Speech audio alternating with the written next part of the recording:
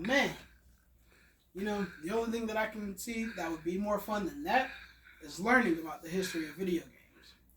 So as a student, and a student who has taken several game design classes, I feel like I'm just the right person to inform you about these games today.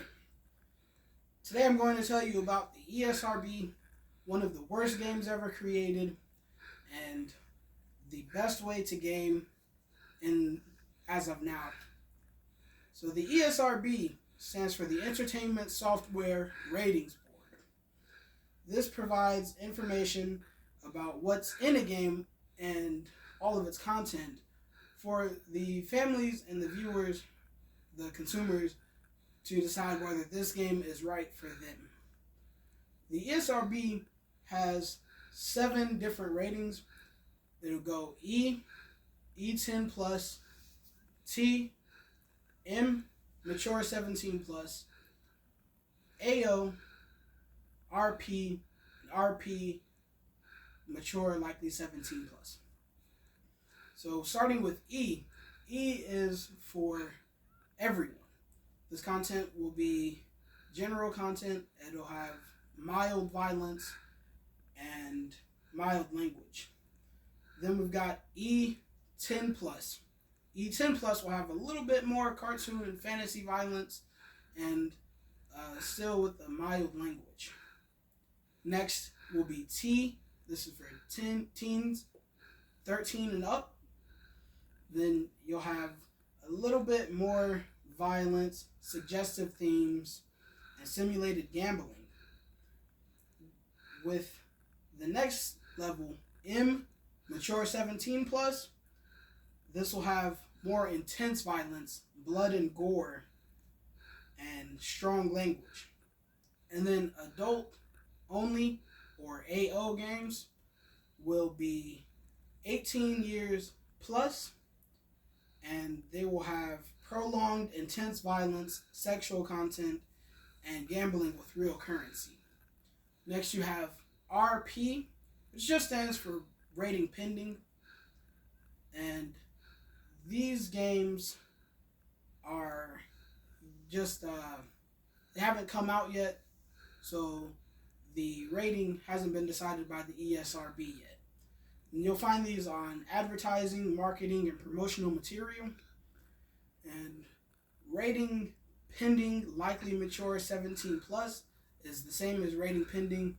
However, when the game comes out, it's likely to be a mature 17 plus game. And you can find all of these ratings and the mission statement for ESRB. The mission statement will be on esrb.org, and then the ratings will be on esrp.org/ratings guide.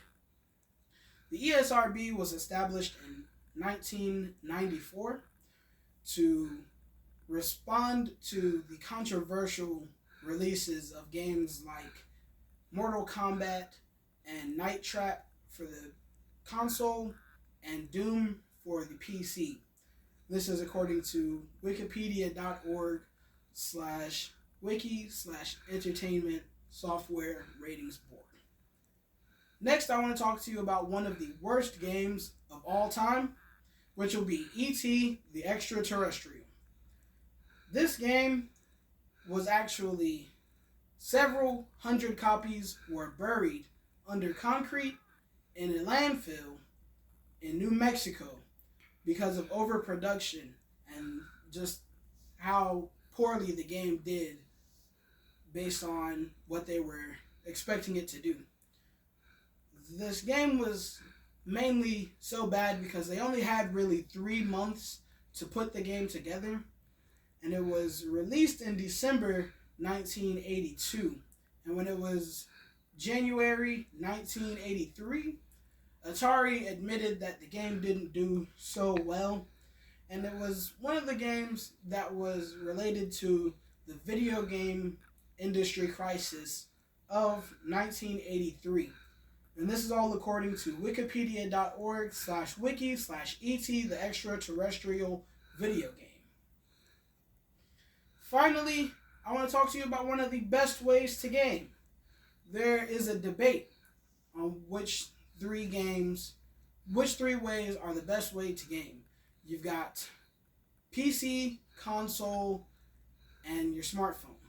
Now, people will say they love mobile gaming and smartphone games, and they'll love their console, but PC, according to rocketbrush.com/blog/the most popular gaming platforms in 2025, PC is the best way to go. One of the first PC games was this game Space War in 1962. It preceded the first console, the Magnavox Odyssey, by 10 years, according to computerhistory.org/profile/Steve Russell.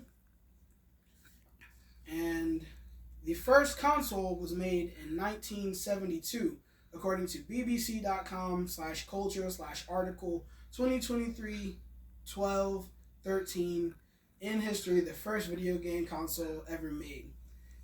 So in conclusion, video games have been a staple for entertainment for half a century.